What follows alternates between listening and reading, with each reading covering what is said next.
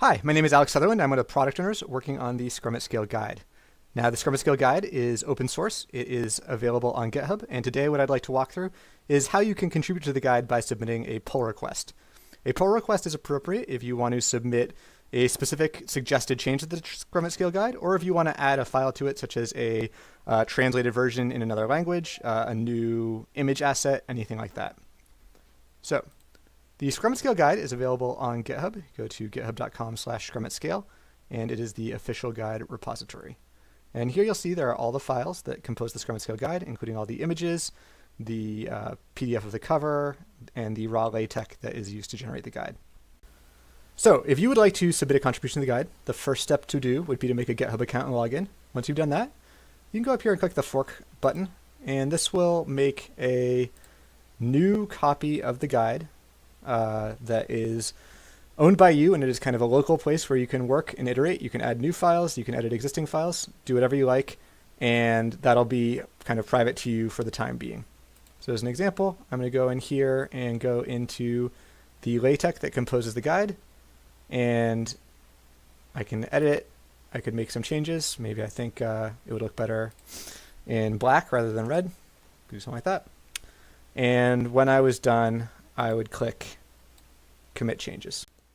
Now, once my changes are complete and I think that they would be a positive contribution to the official guide, I can go back to the top level of my repository and I can go to New Pull Request. And what this will do is it'll show me exactly what I changed. So a plus means an addition, a minus means a deletion. So it's saying I swapped this line that defined the color red as red and switch it to define it as black. So that's all I changed. And once I've reviewed my changes and happy with them, I can click Create Pull Request. And it'll say what file I updated. I can give it my own name if I want to. So I could say, change red to black for a video demo. And I can write some notes. Something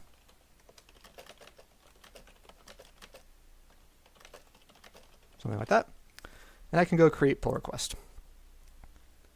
And now what will happen is if we look at the Scrum at Scale official repository here, we can see that there is an outstanding pull request.